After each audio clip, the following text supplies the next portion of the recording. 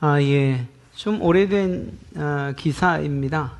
CNN의 2020년 12월 12일에 났던 기사인데 거기에는 한 선생님의 이야기가 실려 있습니다. 미주리주의 교사상을 받은 한 선생님, 체육교사인데 다리안 코크넬이라고 하는 선생님인데 그가 수상소감을 한 것이 실린 겁니다. 10월에 선생님, 좋은 선생님으로 올해의 교사상으로 수상된 이후에 수상소감을 했는데 그 수상소감이 너무 좋아서 이제 편집을 해서 유튜브에 올렸던 거죠. 자기의 그 불우했던 시절을 이야기합니다. 이렇게 이야기하죠. 저는 마약 중독자였던 어머니에게서 태어났는데 어머니는 16살이 되기 전에 6자녀 중 2를 낳았습니다. 아버지는 제가 4살 때 살해당하셨고 저는 6살 생일을 맞은 지 얼마 지나지 않아 위탁보호 시스템을 오가며 살아가기 시작했습니다. 위탁보호 시설 가운데서 살아가는 게 너무 힘들어서 학교 가는 것도 싫어했습니다. 결국 그 아이는 10살 되던 해에 깽단에 가입을 하게 됩니다. 그러니까 참 기구하죠. 그런데 그 가운데서도 이제 학교는 빠질 수 없어 다니는데 그때 한 체육 선생님께서 말 한마디 하신 거예요. 너는 참 소중한 아이다. 난 너를 결국 포기하지 않겠다. 이렇게 이야기한 거죠. 그리고 나서 그 선생님, 선생님께서 축구 코치였는데 자신의 아내와 이야기를 해서 입양을 합니다. 코크넬을 입양하고 그리고 미주리 대학교 세인트 루이스 캠퍼스를 졸업하죠. 그리고 선생님이 된 거예요.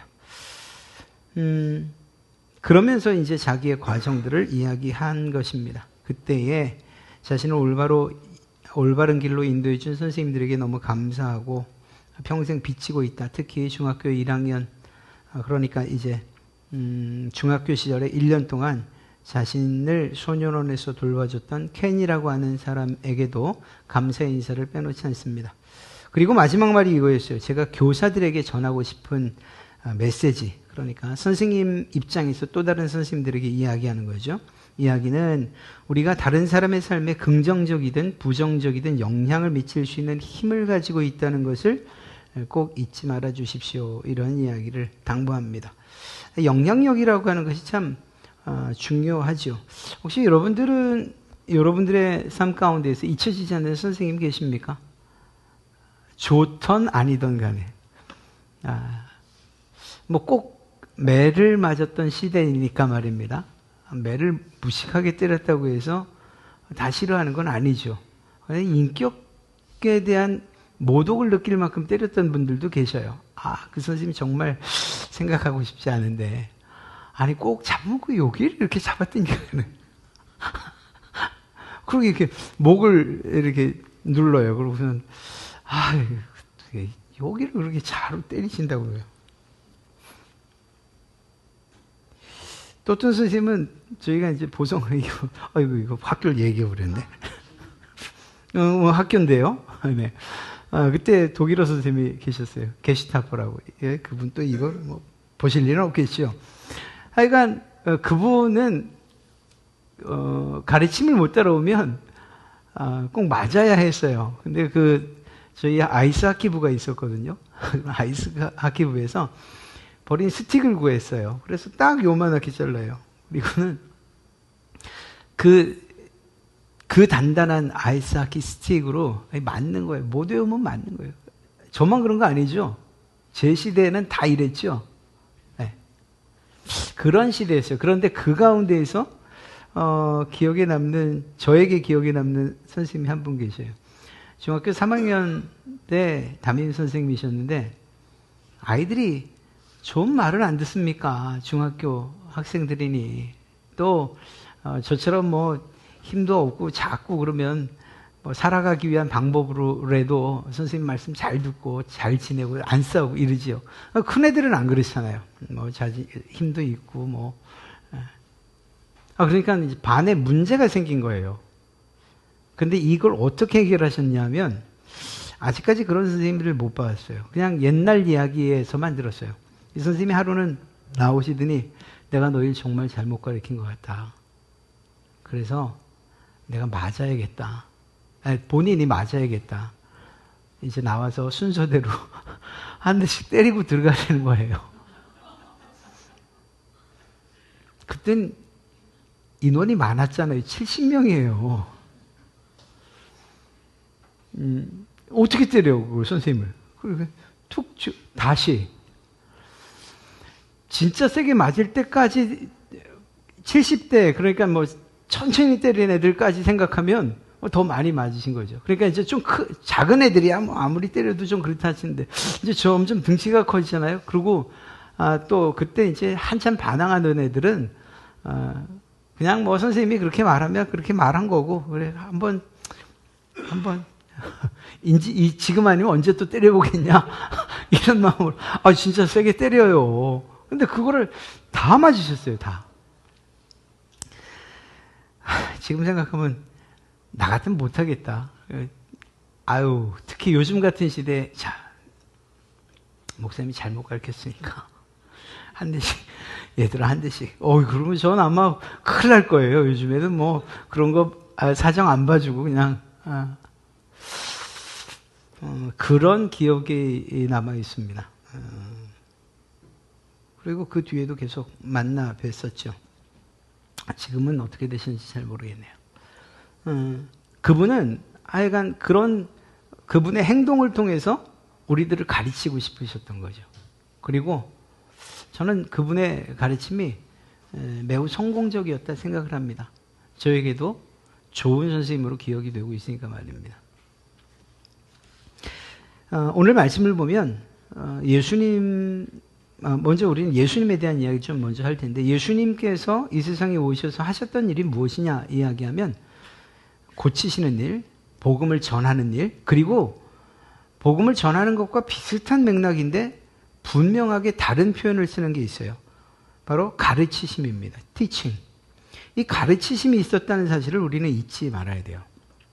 복음을 전하는 것은 어쩌면 일방적입니다. 그냥 예수님 믿으십시오. 예수님 믿으십시오. 그런데 가르치는 것은 상호작용이죠.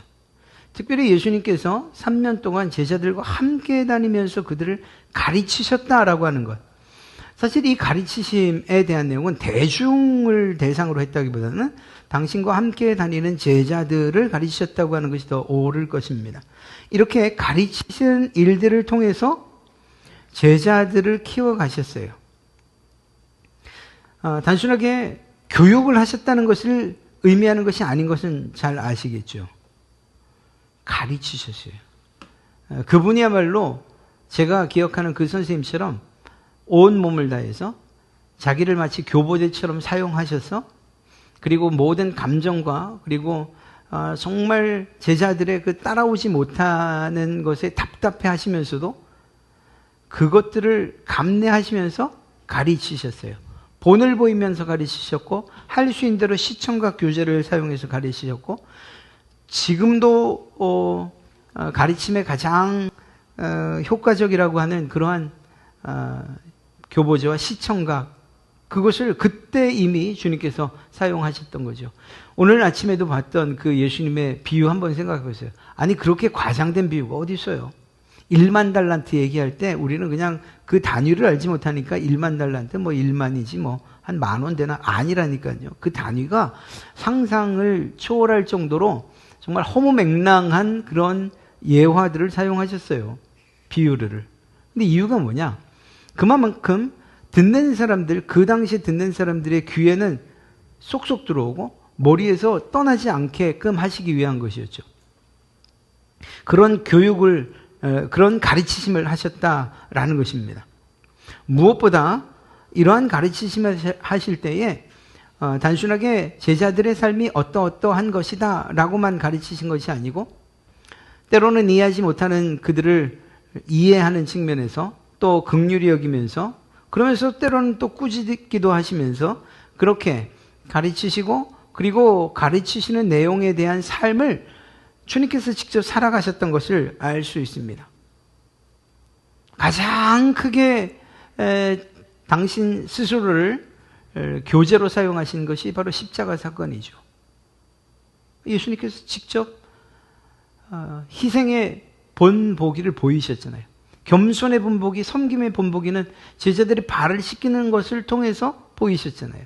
예수님은 그 어떤 것도 단순하게 말로만 가르치신 적이 없어요.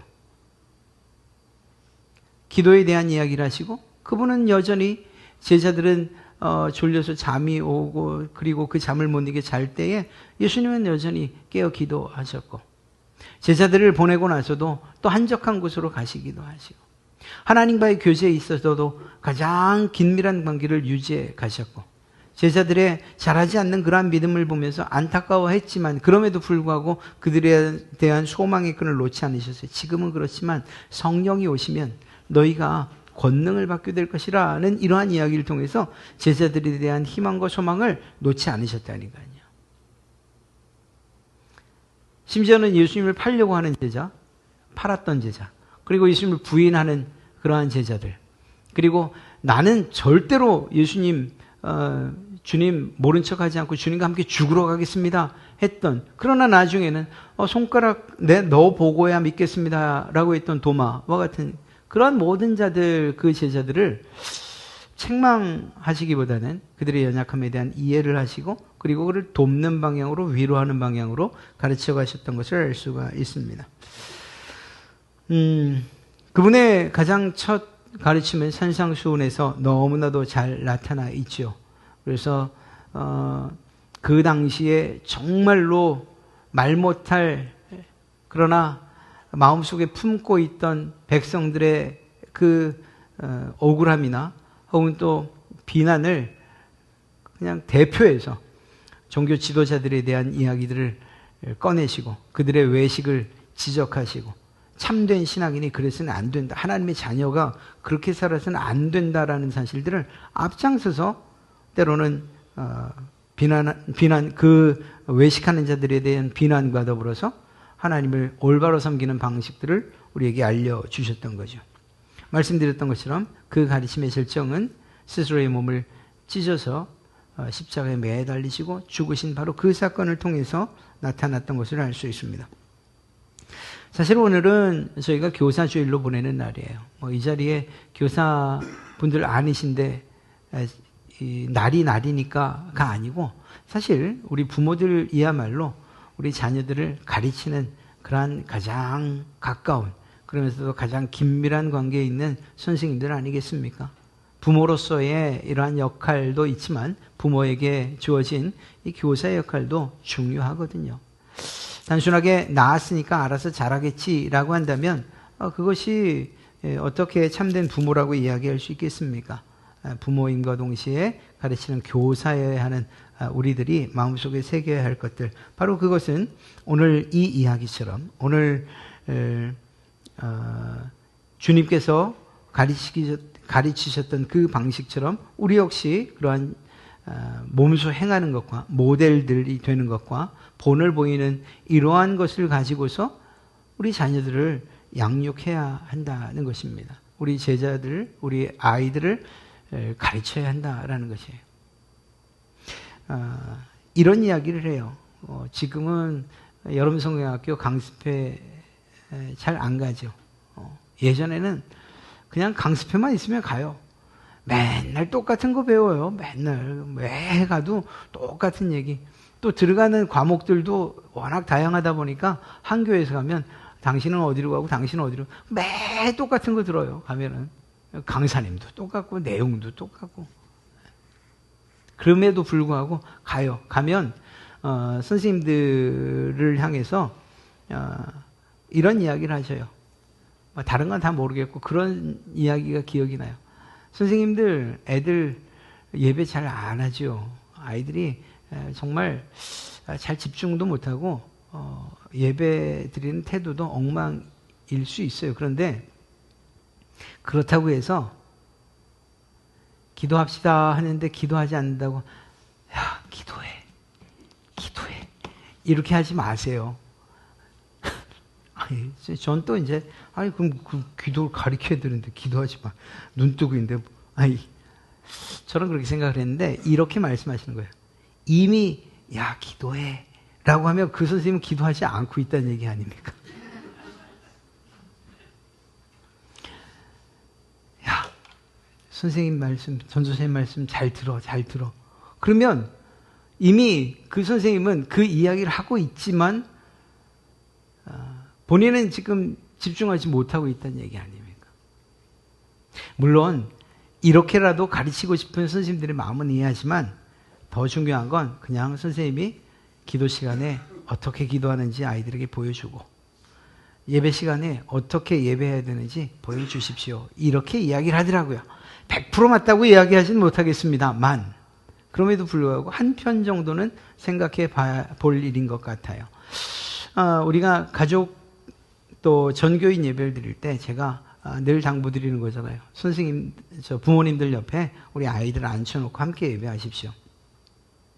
아이들끼리 이렇게 앉게 하지 마시고 그날만이라도 엄마, 아이들, 아빠 이렇게 혹시 부모님이 안 다니면 선생님들이 그 역할을 해 주십시오.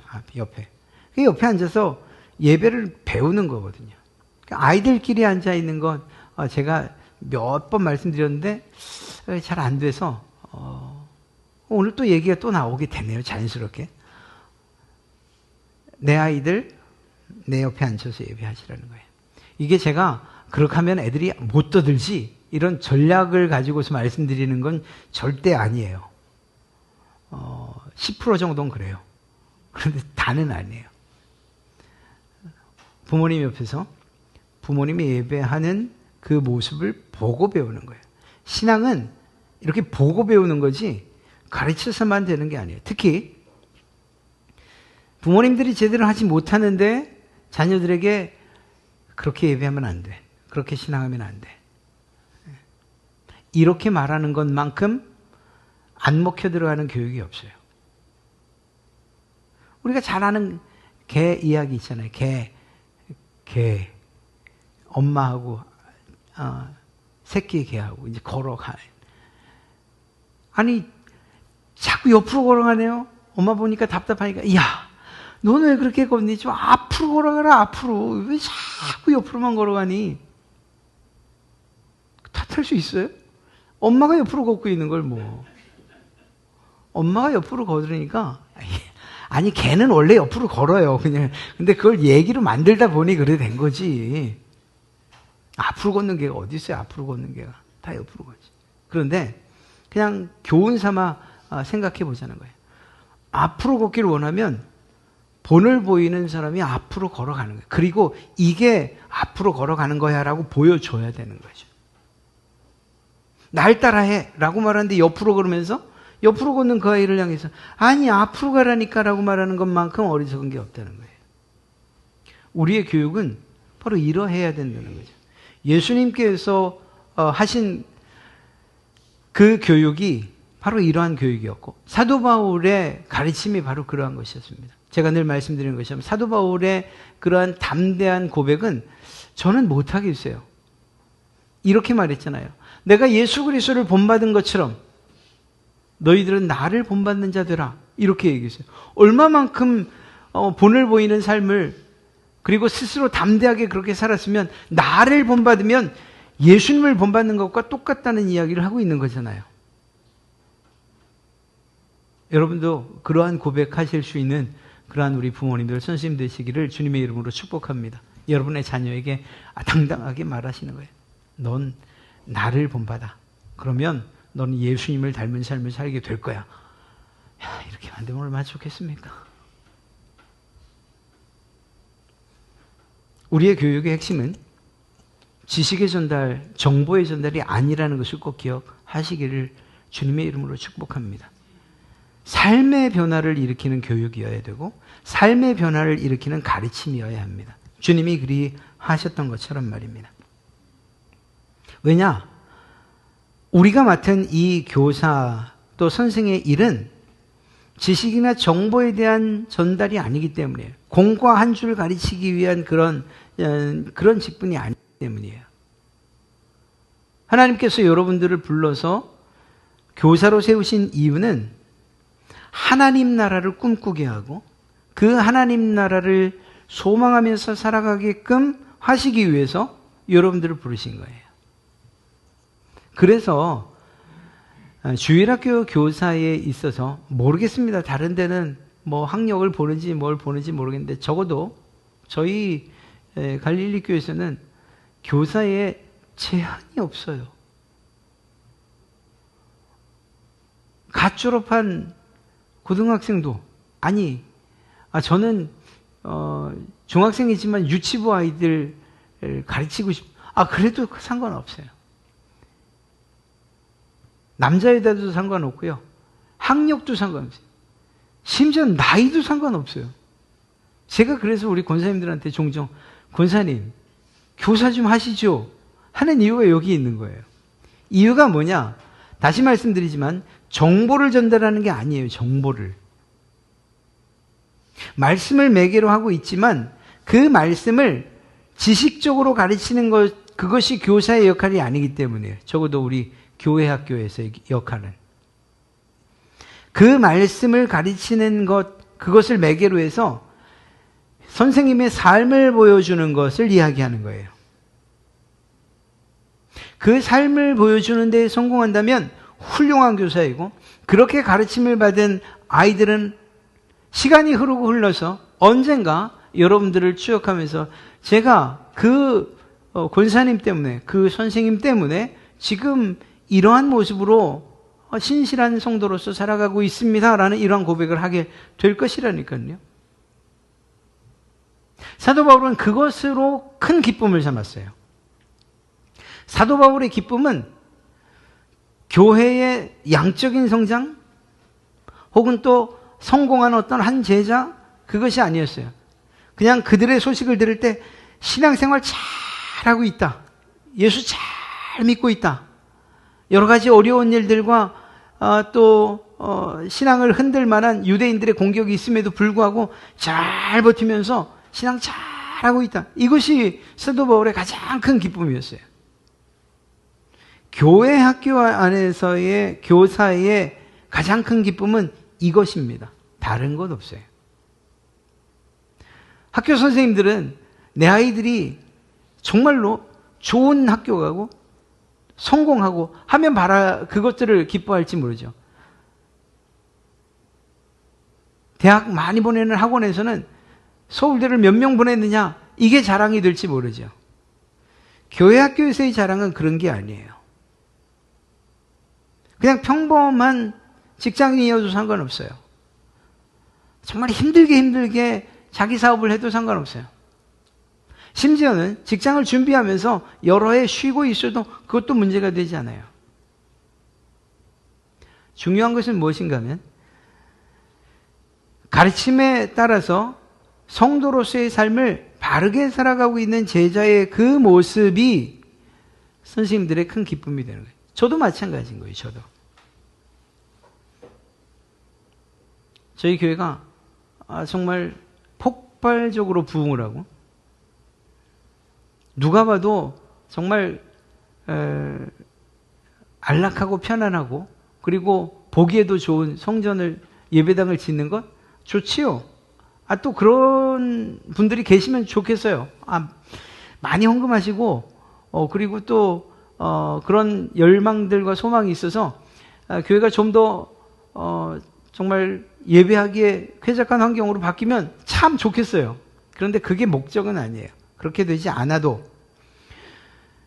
저와 함께 신앙했던 여러분들이나 또 아이들, 그리고 그들이 시간이 흘러서 반갑게 맞이하면서 여전히 신앙 잘하고 있습니다라고 하는 이야기를 전해 줄 때 제가 선생님 덕분에 열심히 신앙생활하고 그 교회에서 그래도 꽤 중요한 역할을 감당하고 있습니다 라고 하면 그게 큰 기쁨이 되는 거예요. 이게 세상의 선생님들과 다른 점인 거예요. 그런 점에서 볼 때에 결국 우리의 헌신, 우리 교사들의 헌신은 그들에게 세상 살아가는 방식을 배워주는 것, 그리고 지식과 정보를 전달하는 것이 아니고 하나님 나라를 살아가는 하나님 백성들의 삶이 어떤가 하는 것을 나를 통해서 전수해주는 그것이 교사의 역할이라는 거예요. 반드시 중요한 것은 나를 통해서 전수해주는 이것이에요.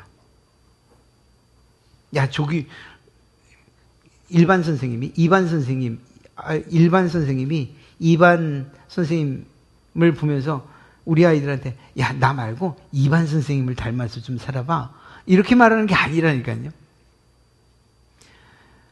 그 점에 있어서는 우리 선생님들이 열심히 노력하셔야 돼요. 예배 빠지지 말고 지각하지 마시고 기도 열심히 하시고 어렵고 힘들 때 아이들 손 붙잡고 기도할 수 있어야 되고 다른 선생님들의 못지않게 사랑한다고 이야기하시고 때론 다른 아이들이 부러워할 만큼 지갑도 여시고 그래서 우리 선생님이 정말 최고지. 나도 우리 선생님처럼 나중에 멋있는 집사님 돼야지, 선생님 돼야지. 이 정도 이야기 들으시면 충분히 만족하셔도 됩니다. 그렇게 하는 거예요. 믿음은 유전되는 게 아니에요. 아빠 믿음이 좋았으니까 아들 믿음이 좋은 건 아니에요. 믿음은 가르침을 통해서 전수되는 거예요. 내가 좀 부족했어도 내 열정, 가르침에 대한 열정이 넘쳐나고 그리고 그 열정이 그대로 아이들의 가르침에 전수가 되어지면 그 아이들은 나보다 더 훌륭한 그러한 신앙인으로 자라갈 수 있게 되는 것. 그것이 신앙의 전수인 것입니다.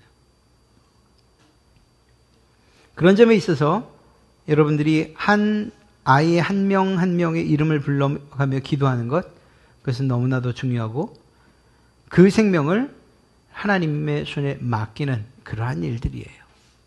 그렇게 기도하시고 또한 그 기도와 함께 여러분들의 삶을 통해서 가르치시기를 주님의 이름으로 축복합니다.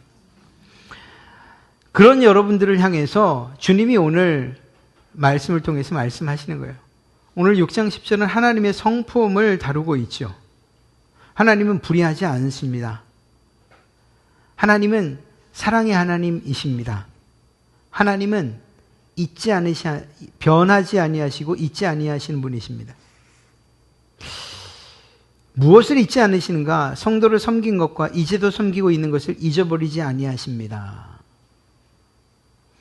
여러분들이 하시는 그러한 수고가 안 하는 분들과 비교할 때 힘들어요. 어려워요. 1년에 식사 한 번 하는 것으로서 갚지 못할 만큼 힘들고 어려운 일들을 하고 계셔요. 그 점에 있어서는 교회가 참 죄송스럽지요. 할 수 있는 만큼 선생님들의 그러한 후원이나 또 해드리고 싶은 그러한 마음에 못 미치니까 말입니다. 아침에 일찍 나오셔야 되죠. 아침 일찍만입니까? 일주일 동안 맡은 공과 어떻게 가르쳐야 될지 고민하시고 연구하시고 또 기도회 때마다 여러분들에게 맡겨진 아이들 이름 불러가면서 기도하시고 그랬는데 다음 주일날 아침에 안 보이면 또 왜 안 왔는지 이른 아침부터 전화하는 게 참 쉽지 않은데 또 전화해서 뭔 일이 있냐? 너무 편안하게 계시나? 오늘 가족 여행 갔어요. 가슴이 뭐 진정 얘기하지.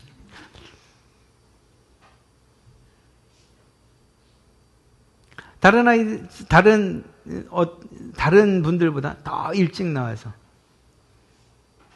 준비하고 가르치고 그리고 나서는 또 다른 사역들에 또 열심히 하시고 쉽지 않은 일입니다. 쉽지 않은 일이에요.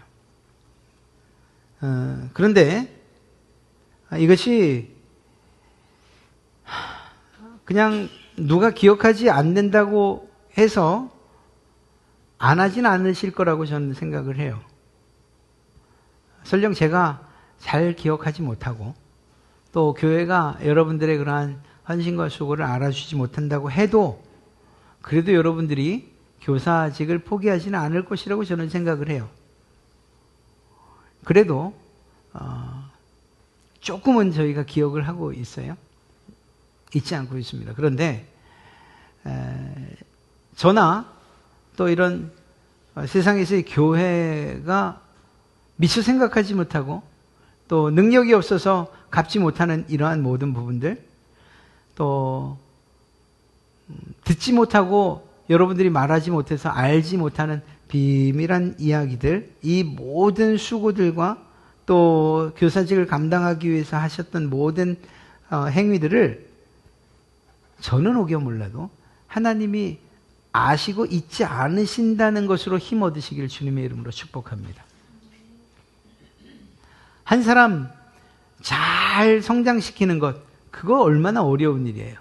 크게 보람을 가질 만한 일이죠. 그런데 여러분들에게 맡겨진 아이들 얼굴을 떠올려 보세요. 몇 명이나 됩니까? 혹시 인기가 있으면 더 많을 테고요. 인기가 없어도 몇 명 있어요. 제가 알아요.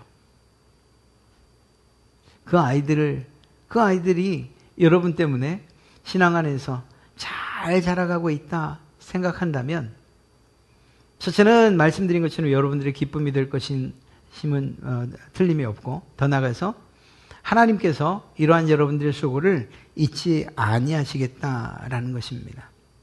여러분들의 헌신이 하늘에서 결코 사라지지 않는, 하나님께서 기억하시는 그러한 사역이 된다는 사실을 꼭 잊지 마시기 바랍니다. 오늘 서두에 말씀드렸던 커크레일 같은 경우에 그가 그런 좋은 선생님들을 만나지 못했다라고 하면 경단의 일원으로서 정말 높은 자리까지 두목까지 갔을지, 아니면 정말 어린 나이에 칼 맞아 어찌 됐을지, 그날은 또 총이네요.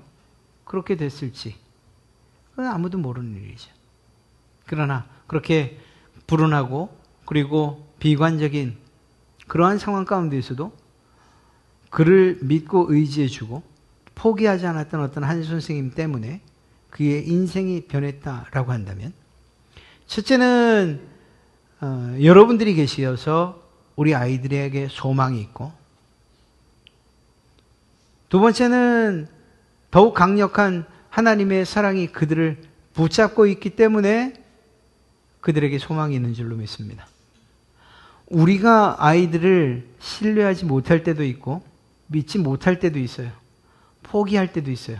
놀랍게도 주님은 그 아이들을 잊지 않고 계시다는 것을 꼭 기억하시고, 그런 점에서 우리는 잠시 마음을 놓았다 하더라도 다시 돌이켜서 그 아이들을 위해서 기도해야 될 것입니다. 더 나아가서 그렇게 애쓰고 수고하고 마음의 번민과 고민을 가지고서 아이들을 위해서 기도하시는, 눈물을 흘려 기도하시고 또 그 아이들을 정말 바른 길로 인도하시기 위해서 본을 보이고 모델이 되시는 그러한 여러분들의 사역을, 그리고 그 헌신을 하나님께서 잊지 아니하신다는 것을 꼭 기억하시길 주님의 이름으로 축복합니다. 저는 잊어도 혹여 교회가 있는다 하더라도 주님은 결코 잊지 아니하십니다. 여러분들의 그러한 수고가 하늘에서 별처럼 빛나는 그러한 날들이 반드시 올 것이고, 하나님께서 인정하시고 칭찬하시는 일들이 여러분의 삶 가운데 축복으로 임하게 될 줄로 믿습니다. 여러분들 이런 이야기 많이 해요. 목사들의 이야기이지요. 그리고 또 선배 목사님들의 이야기이기도 하고 또 저의 이야기이기도 해요. 이 목사라고 하는 일이나 또 사역자라고 하는 게 뭐 그렇게 특별한 일은 아니에요. 여러분들이 힘드시죠? 그런데 뭐 특별히 힘든 거 없어요. 진짜로요. 그런데 그럼에도 불구하고 어떤 부분에 있어서는 자녀들에 대한 이러한 관심이 좀 줄어드는 건 사실이에요. 뭐 의도한 바는 아닌데 뭐 그런 경우들이 있어요. 뭐 저희 부모님을 봐도 그렇고 또 다른 친구들의 이야기나 또 선배 목사님들의 이야기를 들어도 그래요. 그게 이제 제일 미안한 거죠. 그런데 정말 신기하게, 특히 선교사님들은 더 말할 나위 없고요. 그런데 시간이 지나고 또 시간이 흘러보면 그러니까 우리 입장에서 그들을 보호하지 못했던 것에 대한 보상을 이미 하나님이 그 자녀들에게 해주고 있다는 것을 경험하고 있습니다. 보고 있습니다. 저는 개인적으로 저희 자녀들만 봐도 사실은 그래요. 다 대학 안 간대요. 그냥 공부를 그렇게 하기 싫었는지 아빠 닮아갖고. 다 안 간다 그랬어요. 그런데 또 어떻게 억지로 그냥 보내시고 등록금도 한 푼도 안 들게 보내시고. 큰애도 그랬잖아요. 큰애도. 큰애는 2배로 받았잖아요. 여러분들 아시잖아요. 군장학금도 4년 내내 받았죠. 그걸로 등록금 했죠. 국가장학금으로는 또 생활비 했죠. 중복으로 받을 수 있어서. 대단하죠. 제가 무슨 빽이 있어서 그러겠습니까? 또 둘째는 둘째 나름대로 열심히 자기 삶 살고 있고, 막내는 또 셋째라는 것 때문에 등록금을 유지하는 게 장학금을 유지하는 게 쉽지 않겠지만 어찌됐거나 그건 또 할 몫이고. 저만 그러냐고요? 저희 자녀도, 저희 동생네도 그래요. 저희 동생네도 그래요. 저희만 아니에요. 다른 친구들, 또 다른 선배님들의 이야기를 들어도 그래요.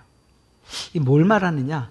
여러분들의 자녀들을 위해서 분명히 눈물 흘려 기도하실 거예요.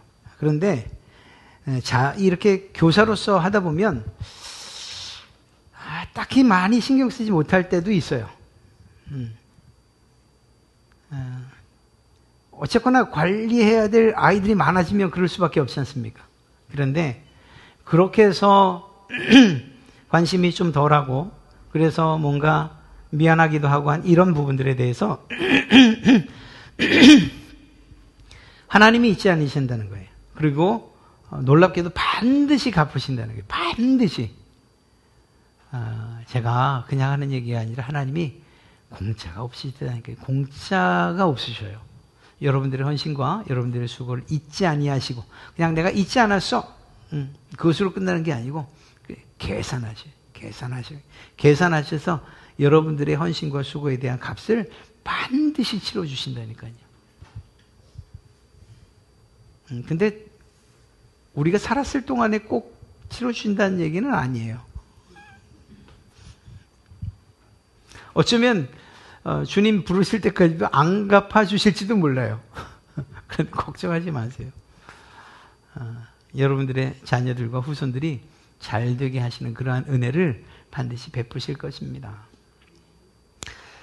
부모로서 또 교사로서 가르치는 입장에 있는 여러분들, 우리 아이들을 또 우리의 자녀들을 어떻게 가르쳐야 하는가, 오늘 예수님의 그러한 가르침의 모델, 그리고 또 하나님께서 그런 자들을 어떻게 대하시고 또한 높이시는가 하는 것들을 살펴봤어요. 이러한 내용들은 실제이고, 그리고 여러분들의 삶 가운데에서 여러분의 간증거리가 되실 줄로 믿습니다. 그리고 그 간증들이 속한 시일 내에, 그리고 또 시간이 흐르면 흐를수록 점점 쌓여지고 많아지는 그런 우리 갈릴리 교회가 되기를 주님의 이름으로 축복합니다.